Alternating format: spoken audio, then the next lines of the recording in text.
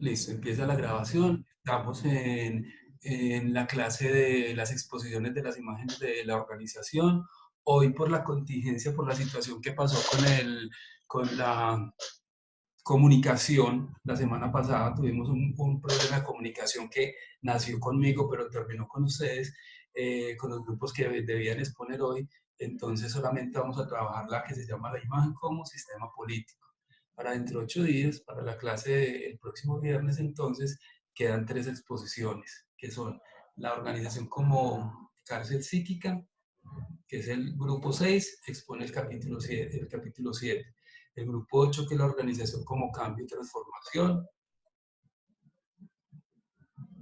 Ese es el grupo 7 que expone el capítulo 8. Y el grupo 7 8 que expone el capítulo 9, la organización como instrumento de dominación. Entonces, listos, pongámonos en orden para exponer, ¿listo? Profe, ¿yo comparto pantalla o usted? Dale, puedes compartir. Dale.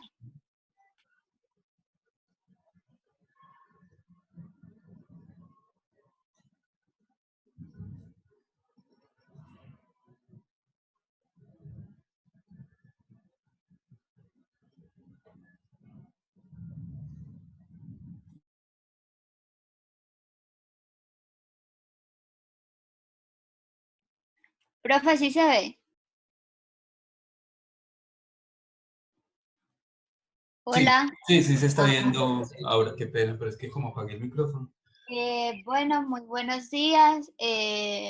Hoy les venimos a hablar sobre el capítulo 6 de Imágenes de la Organización. Mi está conformado por Georgina Moreno, Sandra Rivero, Cristian González y mi persona, Aura Cristina Figueroa. Intereses, conflictos y poder. Las organizaciones como sistemas políticos. Antes de empezar la exposición, quisiera que tuviéramos claros 4 títulos muy importantes: autocracia, tecnocracia, burocracia y democracia. La autocracia es un régimen en el que una sola persona gobierna sin someterse a ningún tipo de limitación. El ejemplo que vemos en la imagen es lo hacemos así. La tecnocracia, los dirigentes no están subordinados a una ideología política, sino como de conocimientos. El ejemplo es conocimientos técnicos.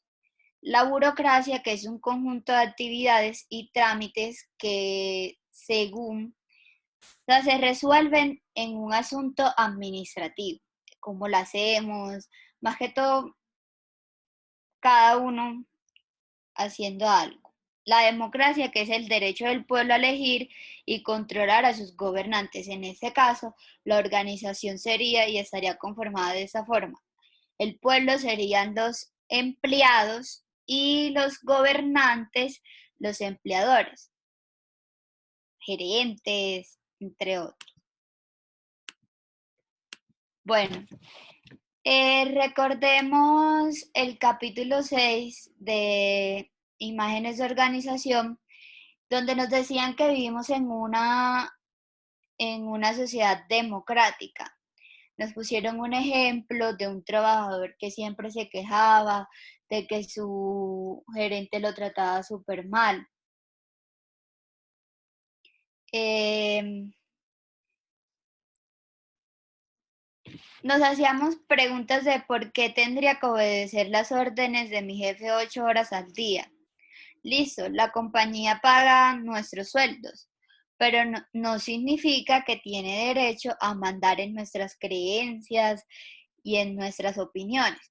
Hay que tener cuenta en algo. Tenemos unos derechos como ciudadanos y como asalariados están en conflicto mutuo. Como ciudadanos en una sociedad democrática, es teóricamente libre de mantener sus propias decisiones y de ser tratado como un igual. Como un empleado, le son negados todos estos derechos. Se ven en un cierto conflicto. pretenden que algunos de los empleados solamente cierren la boca, haga lo que se dice y que se someta a todo lo que diga su superior. Quiero aclarar que en el capítulo nos dicen que no todas las organizaciones se caracterizan por abusar de su poder. No todas tienen tan atrincheradas relaciones entre empresarios y trabajadores. Quiero que vean conmigo la imagen que tengo aquí puesta, porque la política genera en torno a muchas cosas. La política, cada uno tiene sus intereses y esos intereses generan conflictos. ¿Y por qué generan conflictos? Por el poder. Como dice mucha gente, el poder es el cáncer humano, porque siempre que tenemos poder en nuestras manos, queremos hacer lo que nos dé la gana y abusamos de ese. Obviamente se nos hace difícil entender esas organizaciones políticas implicando actividades de dominadores y dominados. Está claro que podemos entender las organizaciones como sistemas de gobierno que varían de acuerdo con los principios políticos empleados. Partiendo o reconociendo que las organizaciones son intrínsecamente políticas, deben encontrar la manera de encontrar orden y dirección entre diversidades, conflictos de intereses. ¿Por qué? Porque en la empresa lo que hace que una empresa llegue a su éxito es tener un buen orden y una dirección. Bueno, cuando hablamos de que hay que pensar en la forma de decidir una situación de la empresa, generamos diversos mecanismos para permitir a los individuos arreglar sus diferencias mediante la consulta o la negociación. ¿Para qué sirve la consulta o la negociación? Porque como se llama el capítulo, el conflicto tiene que generar una consulta o la negociación de las dos partes, tanto como empleador como trabajador. Se expresa la opinión del grupo mediante la concertación o consenso de opiniones en cuanto a los puntos en discusión en una situación, para que reconociendo que esa organización, como les dije anteriormente, es intrínsecamente política, en el sentido de que debe encontrar orden y dirección entre gente con diversos potenciales y conflictos de intereses. De esa manera expresamos la voluntad de acogernos a las consecuencias implícitas que conlleva una determinación. Bueno, las organizaciones como sistema de gobierno, sabemos que muchas organizaciones se rigen por empresarios autoritarios. Como se los dije, ejercen un considerable poder como resultado de sus características personales.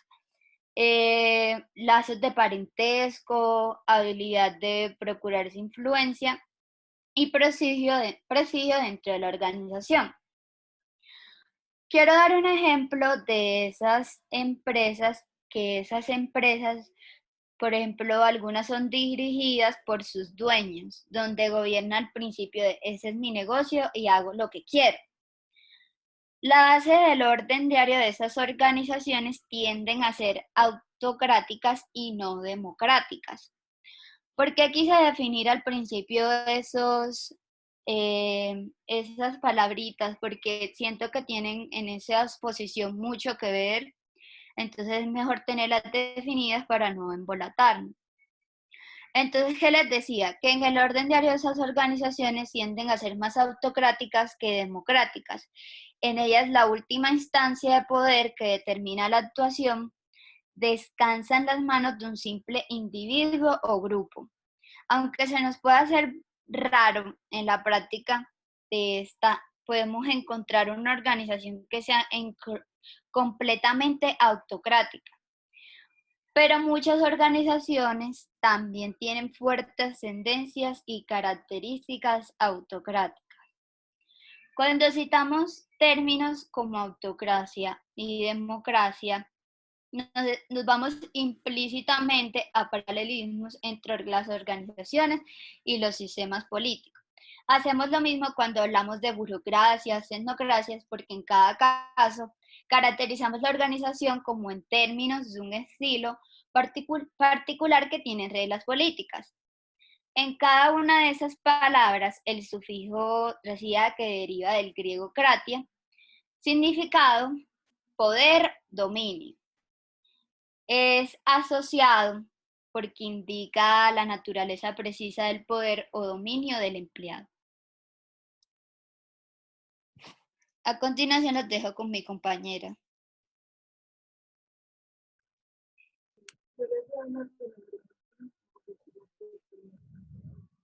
Un análisis de las organizaciones.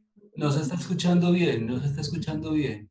Si estás hablando desde con audífono, no se está escuchando, se está yendo el sonido. Ahí se escucha mejor. Ahí mejor, sí. Bueno, un análisis de la organización desde la perspectiva de un gobierno comparativo puede situar nuestro conocimiento de las organizaciones desde una panorámica interesante. Para poder entender la dinámica política diaria de la organización, es necesario también explorar el detallado proceso a través del cual la gente se introduce en la política. Para este propósito es útil volver a la idea de Aristóteles, de que la política resulta de una diversidad de intereses y traza como esta diversidad da la elevación de regateo, negociación y otros procesos de construcción, de colocación y mutua influencia que tanto modelan la vida organizacional. La política de organización se manifiesta más claramente en los conflictos y juegos de poder que a veces ocupan el escenario central y en la incontable intriga interpersonales que proporcionan diversiones en el flujo de las actividades organizacionales, más fundamentalmente de una forma que es invisible para todos menos para aquel que se encuentra directamente implicado. Hay varias formas de solucionar la diversidad que, que se genera, que está de manera como ya lo había dicho la compañera, de manera autocráticamente, burocráticamente, eh, tecnocráticamente o democráticamente. Se dice que no todas las organizaciones, eh, bueno, que hay diferentes formas de manejar cada organización y eso se basa también en el modelo organizativo que tenga esta. Pasa la web, por favor. Ahora, analizando intereses. Hay muchas maneras mediante las que podemos definir y analizar esta persecución y defensa de intereses. Una manera que tiene particularmente relevancia para entender la política de la organización, concebir los intereses en términos de tres campos interrelacionados, relativos a la labor organizativa. Eh, El director de la organización debe encargarse de que los empleados cumplan con sus respectivas funciones, al igual que en la vida personal, cada actividad influye. Es como en una organización, para que se pueda lograr el objetivo, el director debe estar pendiente, bueno, no pendiente, pero sí dirigiendo a que los empleados estén haciendo bien sus funciones. Eso decía en el libro que eso es igual en la vida de uno. Uno tiene que estar como implicado y organizado en todo lo que uno está haciendo para que todo se pueda hacer. Cada pasito, cada cosita que uno haga, eso influye para ver si las metas y objetivos están siendo alcanzados. De esta manera de entender diferentes tipos de intereses que nos proporcionan medios para descifrar los agentes personales subyacentes a acciones y actividades específicas. Podemos empezar a entender cómo se relaciona la gente en su trabajo a través de sus inquietudes personales y detectar las motivaciones que apuntan a los distintos tipos de ambición, sentido, espíritu de cuerpo, rigidez, entusiasmo, objetividad y libertad de acción que proporciona la política de la vida de la organización y su detallado carácter. Se dice que Bueno, la política en las empresas obviamente es como un interés, un juego de intereses. Y es como más complicado para aquellas personas que están directamente relacionadas con la organización. Ya, ahora continúa.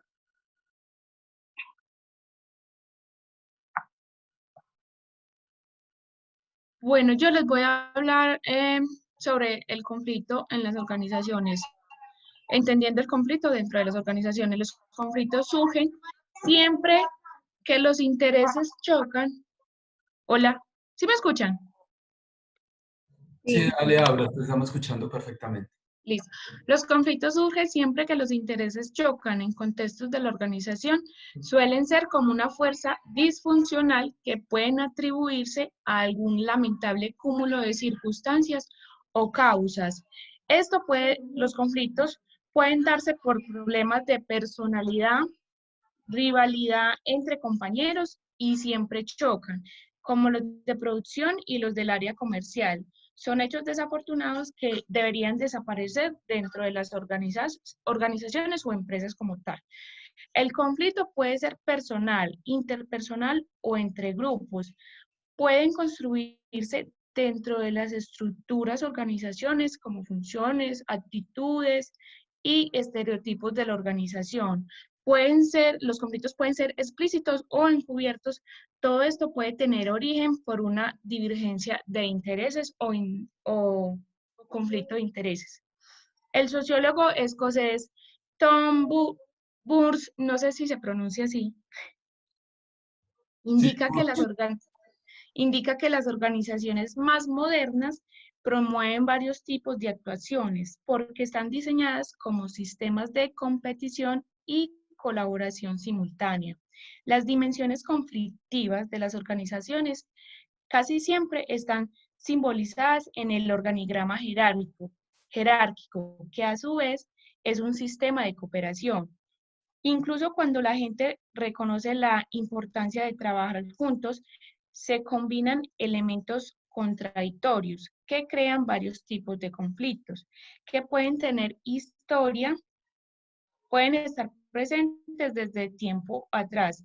Incluso muchos conflictos de la organización pueden llegar a ser institucionalizados en la configuración de actividades, estereotipos, valores, creencias, rituales y otros aspectos de la cultura de la organización.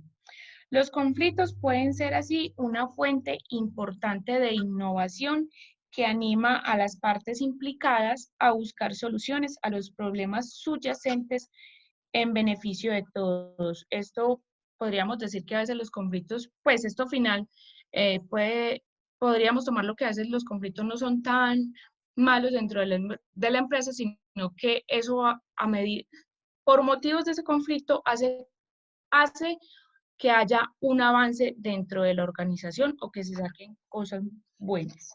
Pero como dije al inicio, también deberían de desaparecer esos tipos de conflictos dentro de la organización. pero claro está que también influye, hay que saber qué tipos de conflictos son.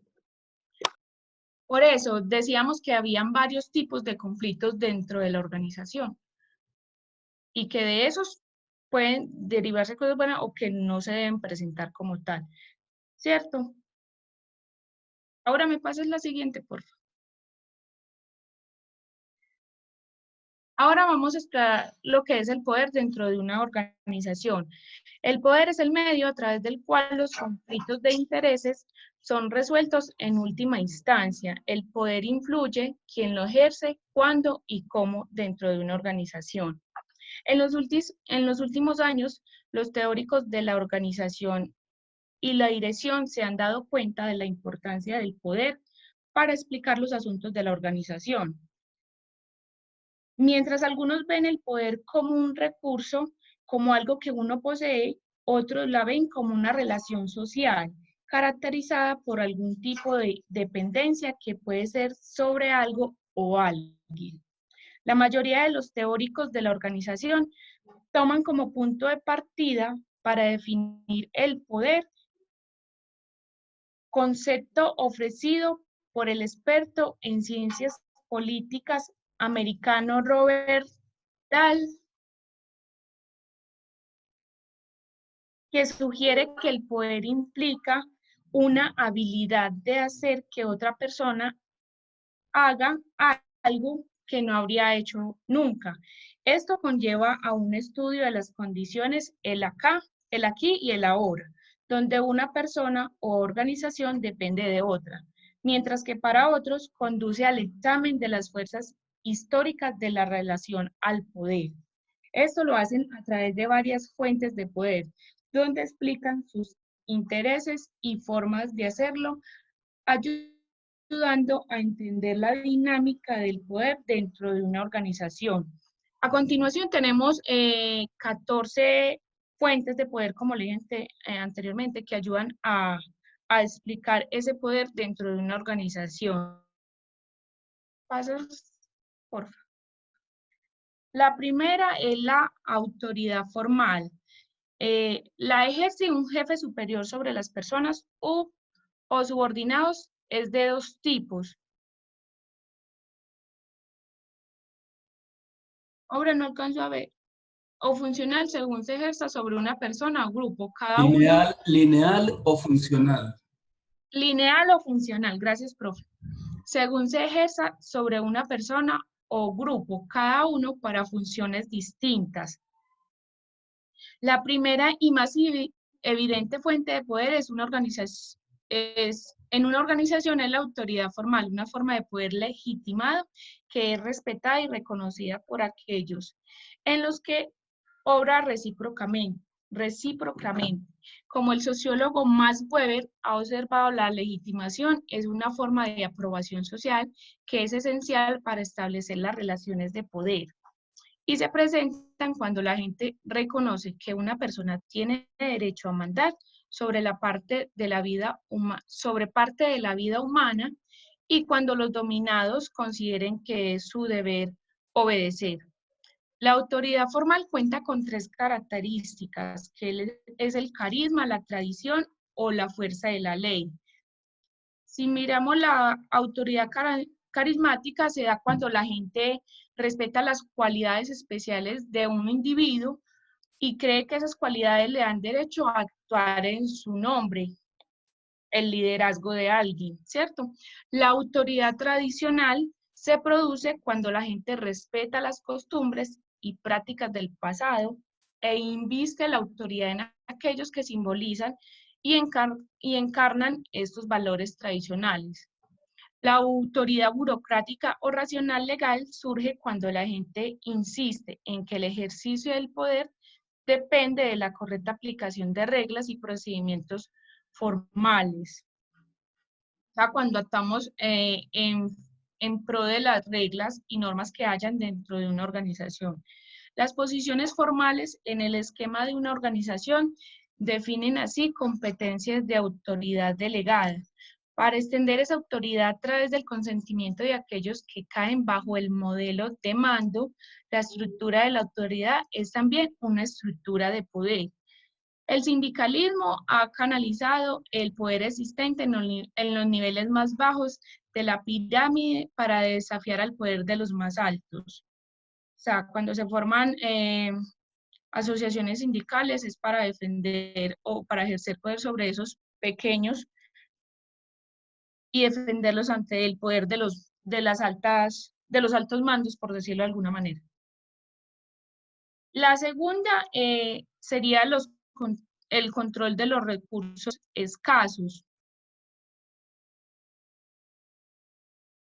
Todas las organizaciones dependen para su continuada existencia de un flujo adecuado de recursos como dinero, materiales, tecnología, personal y apoyo de sus clientes, proveedores y la comunidad en general. La habilidad de ejercer control sobre todos estos recursos puede aportar una fuente importante de poder dentro y entre las organizaciones.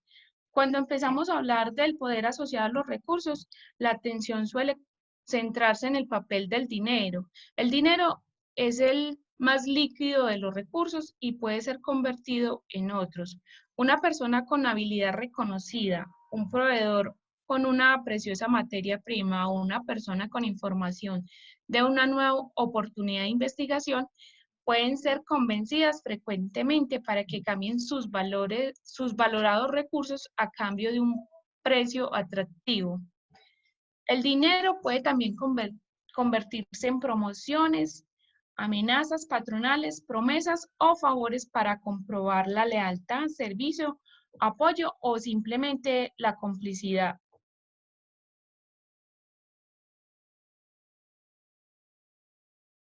El tercero sería la utilización de la estructura de organización, las leyes y el reglamento. La mayoría de las veces la estructura, reglas, reglamentos y procedimientos de la organización son vistos como instrumentos racionales para el desempeño de tareas auxiliares.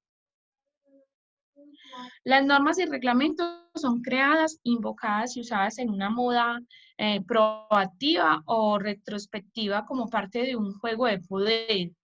Todos los reglamentos burocráticos, criterios de toma de decisiones, planes y programas, requisitos de promoción y evaluación del trabajo y otras normas que dirigen el funcionamiento de las organizaciones dan poder potencial tanto a controladores como a controlados. En este caso, empleados y empleadores. Las normas diseñadas para guiar y dinamizar las actividades pueden usarse casi siempre para bloquear actividades. La habilidad de usar las normas en provecho propio es una importante fuente de poder organizativo y en este caso de las estructuras de la organización define un terreno discutido que siempre negocia, preserva o cambia. Ahora me la pasas, por favor.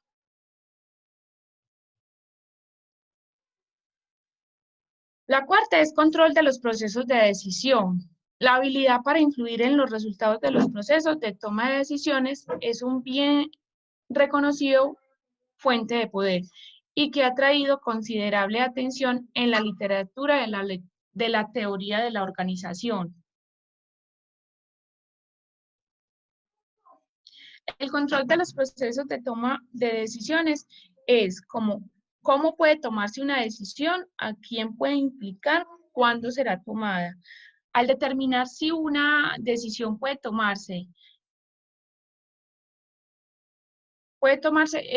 ser remitida a la dirección apropiada.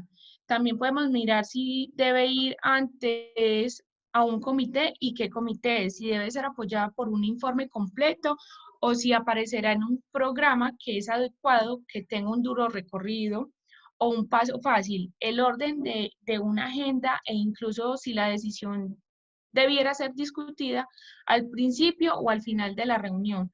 Un dirigente puede tener un impacto considerable en los resultados de la decisión. Las reglas básicas que guían la toma de decisiones son así importantes variables que los miembros de la organización pueden manipular y usar para sentar las bases en favor o en contra de una acción y así tener un poder dentro de la organización. Control de conocimiento y la organización.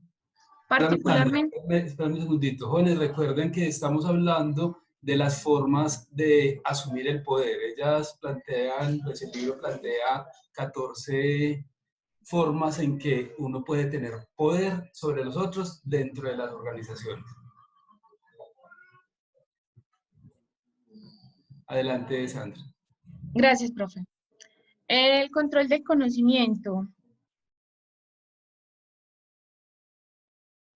Particularmente con el propósito de controlar las premisas de decisión, la idea de que el poder aumenta para la persona que es capaz de estructurar la atención de los asuntos de manera que en efecto defina la realidad del proceso de toma de decisiones.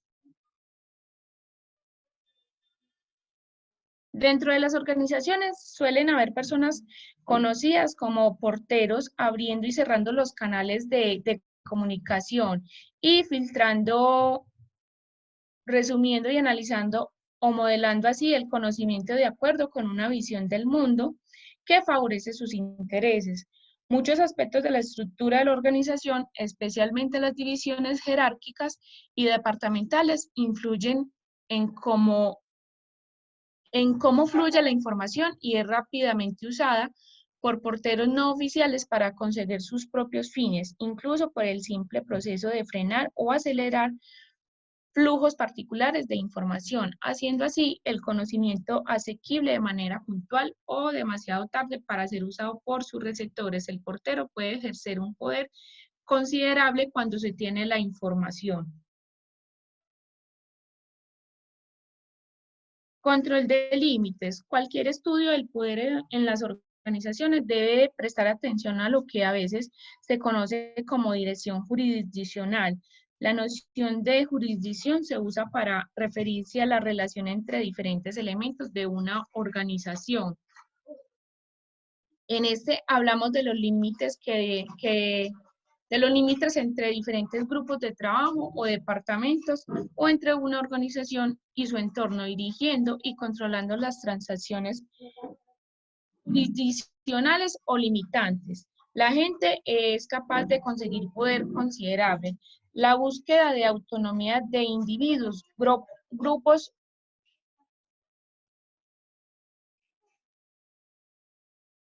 La búsqueda de autonomía de individuos, grupos o incluso departamentos es un rasgo poderoso de la vida de la organización, porque a mucha gente le gusta tener el control absoluto de todo su espacio vital dentro de una organización. Ahora me pasas, por favor.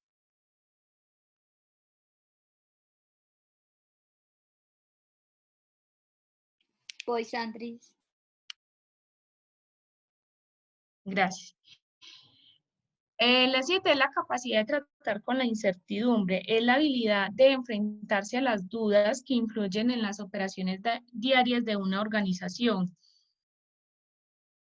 La organización implica un cierto grado de interdependencia, por lo que esas situaciones discontinuas o impredecibles en una parte de la organización tienen considerables repercusiones para las operaciones de cualquier otro sitio. La capacidad para tratar con estas ambigüedades da a un individuo, grupo o unidad considerable poder en el conjunto de la organización. La habilidad de enfrentarse a la incertidumbre suele estar relacionada con el lugar que uno ocupa en la división global del trabajo en una organización. El grado de poder que proviene de la gente que puede hacerse cargo de los tipos de incertidumbres depende principalmente de dos factores. El primero, el grado de sustitución de las habilidades y por tanto la felicidad con la que puede ser la facilidad con la que puede ser reemplazada esa persona. Y el segundo es la centralidad de sus funciones para las operaciones de organización como conjunto. El octavo sería el control de la tecnología.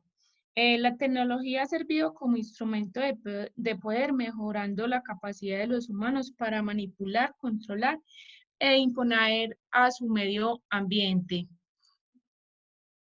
La tecnología empleada en las organizaciones modernas desempeña una función importante. Proporciona a sus usuarios la capacidad de lograr resultados muy eficientes en una actividad productiva y también la habilidad de manipular su poder productivo y hacerlo trabajar eficientemente para sus propios fines. La organización normalmente llega a ser vitalmente dependientes de alguna forma de tecnología indispensable que puede convertir los ingresos de la organización en gastos si no son bien distribuidos, ¿cierto? La tecnología está diseñada de manera que las acciones colectivas de pequeños grupos de personas sean altamente efectivas. Las alianzas interpersonales, comunicaciones y control de la organización informal dentro de las organizaciones. En este caso, los amigos en puestos altos, patrocinadores, mentores, coaliciones de gente preparada para traer el apoyo y favor sindicales a sus fines individuales y y las redes informales para contactar con la base sondeos, todos proporcionan una fuente de poder para los implicados. Todas las organizaciones tienen redes de de organización informal, donde la gente interactúa de forma que solucionan algunos tipos de necesidades sociales. Los grupos de compañeros de trabajo pueden habituarse a ir a comer juntos o a beber los viernes después del trabajo. Pueden desarrollar medios de mejorar la calidad de su vida laboral. Los líderes de los grupos informales pueden llegar a ser tan poderosos e influyentes en su grupo como cualquier norma, reglamentación o jefe, y llegan a ser fuerzas reconocidas y respetadas por la forma en que se opera su área de la organización.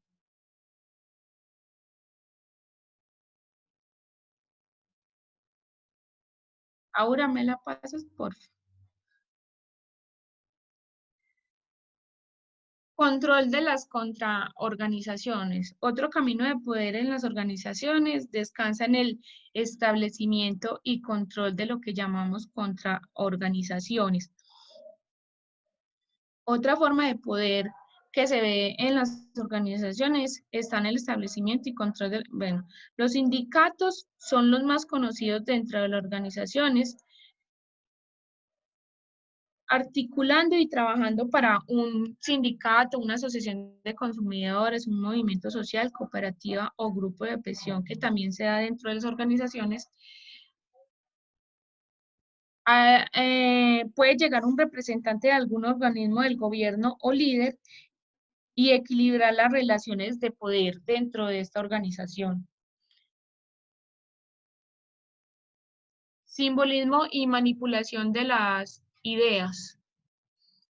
Otra importante fuente de poder descansa en la capacidad de unos para persuadir a otros, para establecer realidades que apoyan los intereses que uno desea perseguir.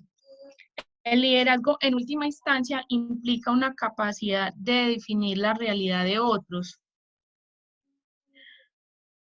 El uso de imágenes, lenguajes, símbolos, historias, ceremonias, rituales y todos los atributos de la cultura corporativa dentro de las organizaciones son herramientas que pueden usarse en la dirección del pensamiento y a partir de ahí en la configuración de las relaciones de poder en la vida de la organización. La manipulación dentro de las organizaciones por parte del poder puede hacer mucho para configurar los modelos de la cultura y su cultura corporativa que les ayudan a lograr propósitos y objetivos.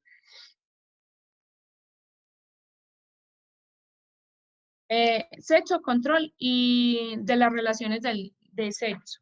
Muchas organizaciones están dominadas por valores relativos al sexo que inclinan la vida de la organización en favor de un sexo en detrimento de otro. Las organizaciones suelen cementar las estructuras de oportunidades y los mercados de trabajo de manera que capacitan a los hombres para alcanzar posiciones de prestigio y poder más fácilmente que las mujeres y suelen operar de manera que producen inclinaciones relativas al sexo en forma que se crea y sostiene la realidad de la organización sobre las bases diarias. Profe, esto lo vemos más que todo cuando hay una desigualdad de empleabilidad Pues dentro de las organizaciones. es uno de los elementos, son muchos elementos que hay, pero digamos que el más visible es la precarización laboral que tienen muchas mujeres que hacen lo mismo que un hombre, pero ganan menos, por ejemplo, o que Exacto. por estar en embarazo no las contratan, bueno, muchos elementos que por ser mujer no tienen los mismos beneficios y el mismo acceso a la vida organizacional. Sí, esto se hace más evidente en situaciones, pues como situaciones de discriminación abierta y distintas formas de persecución sexual. Ajá, así es. Y, Pero, y pero, pero también pasa con, por ejemplo, con las personas homosexuales, con las mujeres trans, con los hombres abiertamente gays. O sea, es un asunto de sexismo, pero no solamente hombre-mujer, es mucho más complejo, por eso les digo, pero el más evidente sí es el de eh, el salario de las mujeres.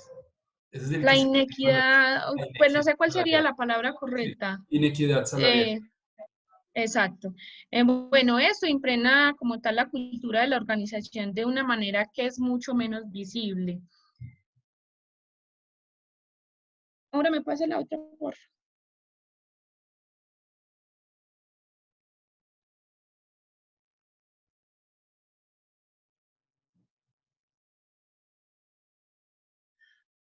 Factores estructurales que definen el escenario de acción. Las organizaciones y la sociedad puedan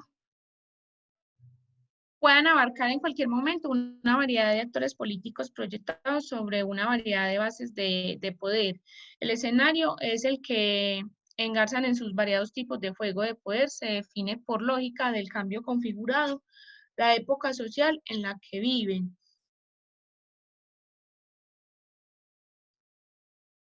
El acceso al poder es tan abierto, amplio y variado que una gran extensión de las relaciones de poder genera más o menos equilibrio, mientras alguna gente puede ser capaz de amasar un poder personal considerable, esto se compensa por el poder de otros, y así el poderoso siempre está contrarrestado. Y por último tenemos el poder que ya se tiene, donde decimos que el poder es camino hacia el poder y uno puede usar el poder para adquirir más. El poder usado con sensatez toma forma de inversión o también es posible aprovechar las características dulces del poder. La presencia del poder atrae y sostiene a la gente que quiere probarlo y realmente sirve para aumentar el de los que ya lo tienen. Cuando la gente experimenta el progreso o el éxito, suele tener energía para lograr progresos y éxitos mayores.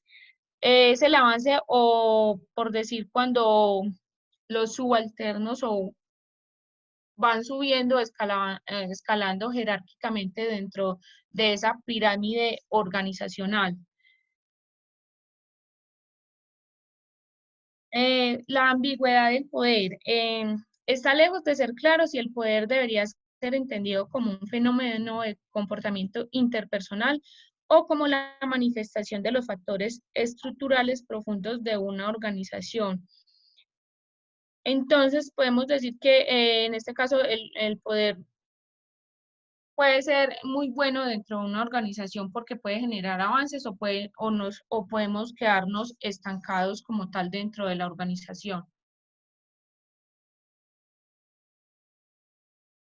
Cristian. Ahora pasa la diapositiva, por favor.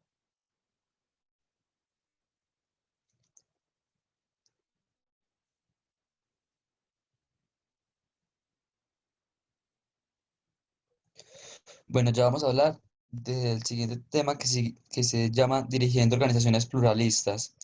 Bueno, en este cuadro lo que podemos encontrar son como tres formas o visiones que se tienen, la unitaria, la pluritaria y la radical. Entonces vamos a ver los intereses, conflictos y también vamos a ver en la diapositiva que sigue que serían el poder. Pero entonces pueden ir viendo pueden ir leyendo o viendo el cuadro mientras les voy a ir exponiendo la parte del capítulo. La imagen de las organizaciones desarrolladas en esta parte refleja lo que algunas veces se conoce como una composición de referencia pluralista. Por eso se acentúa la naturaleza plural de los intereses, conflicto y fuente del poder que configuran la vida de la organización. El término pluralismo se usa para la ciencia política que caracteriza tipos idealizados de democracia liberales, donde las tendencias potencialmente autoritarias se mantienen en jaque por el libre interés de grupos de intereses que tienen un puesto en el gobierno.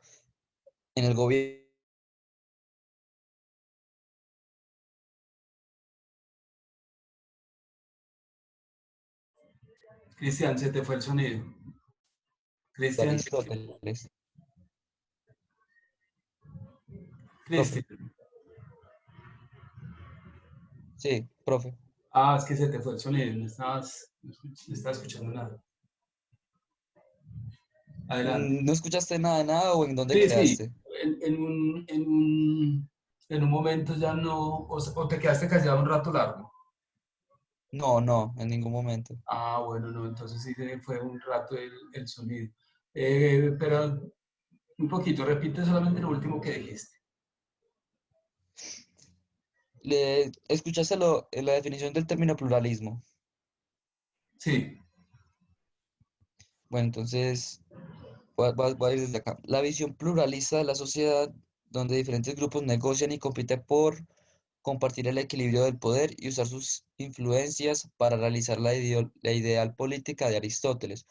Un orden negociado que crea unidad de la diversidad. Pues más que todo, ¿qué quiere decir esto? Las diferentes compañías se pelean por tener la influencia y tener más poder para así mantener el equilibrio que les beneficie. Esa filosofía pluralista contrasta con una vieja composición de referencia orgánica o unitaria. Esta visión unitaria pinta a la sociedad como un conjunto integrado donde los intereses de los individuos y la sociedad son sinónimos, lo que quiere decir que la sociedad y los intereses de los individuos, o sea, individuales, eh, son sinónimos, son sinónimos o son iguales, que se busca como un mismo fin. Los conflictos se ven como una fuente de problema y como, como una intrusión no deseada. De aquí la orientación de la dirección unitaria sea eliminar o suprimir los conflictos siempre que sean posibles. Dada esa ideología, no hay sitio para reconocer o aceptar el tipo de política de la organización discutida anteriormente. Eh, si quieres, ahora puedes poner la otra parte de este cuadro. Los directivos unitarios tienden a ver la autoridad formal como la única fuente de poder legítima y así raramente reconocen el derecho o capacidad de otros para influir en los procesos de dirección. Los sindicatos son vistos como azote y la persecución de los intereses individuales a través del uso de diferentes tipos de poder se ve como una forma de ilegalidad. Aunque esta visión unitaria puede parecer un tanto estrecha y anticuada, suele ser extremadamente persuasiva e influyente y es apoyada por muchas teorías de la organización. Los conflictos pueden ser así una fuente importante de innovación que anima a las partes implicadas a buscar soluciones a los problemas subyacentes, frecuentemente en beneficio de todos. Esto en particular, esto es particularmente cierto en grupos de toma de decisiones donde la ausencia de conflicto suele producir conformismo y aborregamiento. La existencia de puntos de vista rivales y de diferentes propósitos y objetivos puede hacer mucho más para mejorar la calidad de la toma de decisiones. Los conflictos pueden servir también como una importante válvula de escape que libera la presión acumulada.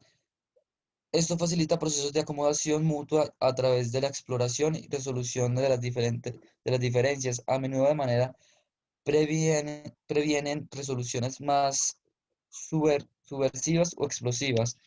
Algo paradójicamente, los conflictos pueden así servir a un tiempo para simular el cambio y otras veces ayudan a mantener status quo.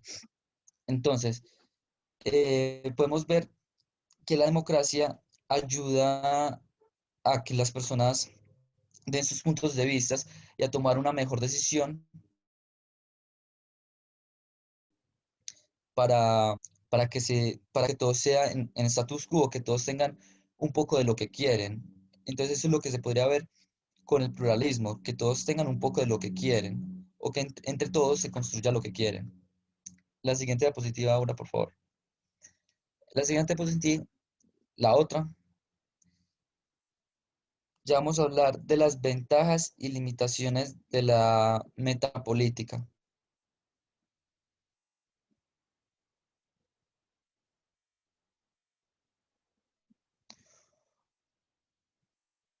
Una de las características curiosas de la vida de la organización es el hecho de que aunque mucha gente sabe que está rodeada de política, raramente lo reconoce y lo dice. Uno examina la política en momentos privados y discute sobre ellas con confidentes, amigos cercanos, familia o en el contexto de las propias maniobras políticas con los miembros de la coalición. Uno sabe que el individuo, que el directivo A lleva a cabo un proyecto particular porque le sirve para sus propios objetivos, o que el directivo B tiene un trabajo particular a causa de su asociación con C, pues, con otra persona C, pero raramente lo dice. Eso rompe todas las reglas de la etiqueta de organización para achacar motivos privados a los actos de la organización que se propone. Debe servir a los intereses de la organización sobre todas las cosas y no a los intereses personales. Esto nos lleva a una ventaja de la metáfora política. Nos ayuda a encontrar la manera de vencer las limitaciones de la idea de que las organizaciones son sistemas funcionalmente integrados. Gran parte de la teoría de la organización se basa en la suposición de que las organizaciones, como máquinas u organismos, son sistemas unificados que enlazan la parte y el conjunto en una búsqueda de la supervivencia. La metáfora política sugiere, por otra parte, señalar las tensiones desintegradoras que se entroncan en los diversos tipos de intereses sobre los cuales se construye la organización. A causa de esas tensiones, la posibilidad de un alto grado de integración y acuerdo a la supervivencia del conjunto es muy problemática, dependiendo del grado de dependencia recíproca entre la gente y las unidades que forman la organización. Cuando entendemos la organización como sistema político, atamos estamos más inclinados para poder políticamente en relación a lo que vemos. Empezamos a ver política en todas partes y a buscar programas secretos incluso donde no lo hay. Por esta razón, la metáfora debe usarse con precaución. Existe el peligro real de que de su uso pueda generar cinismo y desconfianza en situaciones donde no lo había anteriormente. En un curso que impartí acerca de la naturaleza de la política de la organización, solía empezar por advertir a mis, pues eso es como una parte del libro donde era como ¿cómo se dice? ¿Qué? Donde una persona decía lo que hacía. ¿Como una En un curso entrevista? donde, ¿qué, profe? ¿Como una entrevista o qué? Sí, en un curso que impartía acerca de la naturaleza de la política de la organización, solía empezar a advertir a mis estudiantes de que de la segunda o tercera semana que había un peligro de buscar motivos ocultos de toda parte, incluso preguntándose si la inocencia oferta de un colega de pagar los cafés de los cafés sería realmente un acto político, porque al principio mi advertencia parecía un chiste, a la segunda o tercera semana su gravedad y significado suele llegar al arma. Entonces podemos ver que todo en la organización se basa en pues motivos políticos dentro de ella, porque puede que un compañero o una persona haga cierto gesto, cierta acción por tener un beneficio a futuro o porque sabe que va a tener eh, algo a favor. Ya, profesor, sería todo de la presentación. Listos.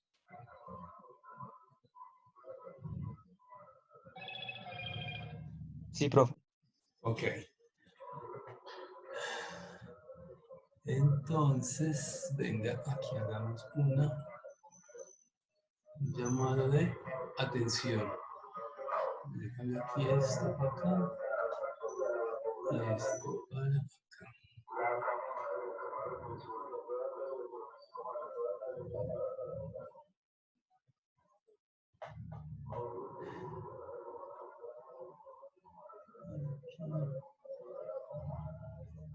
Listo, es 2 de octubre. Entonces, Rafael Esteban Álvarez, ¿está todavía?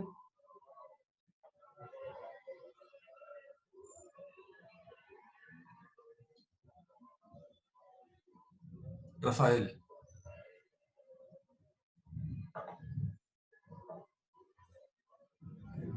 Está, listo. Emily Arango.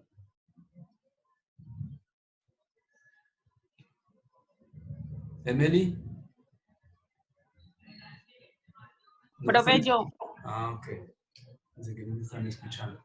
Juan Carlos Bedoya. Presente, profe. Juan Esteban Botero. Presente, profe. John Alexis. Sí. Profe, qué pena. Señor. Me llamaste si no estaba. Ok, listo. Ya te puse la asistencia. Rafael Álvarez. Carolina Cárdenas.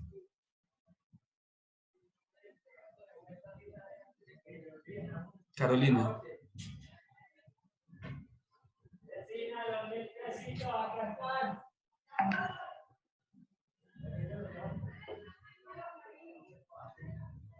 María Isabel Correa.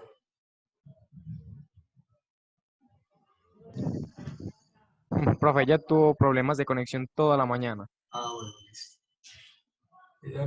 Alguien me escribió, puede haber sido ella. Sebastián Escudero.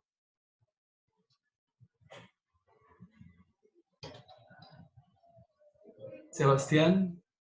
Ahí está. Luisa Fernanda Espinosa. Buenos días, profe. Cristina Figueroa. Ahora Cristina. Profe, yo. María Camila Franco. Profe, yo.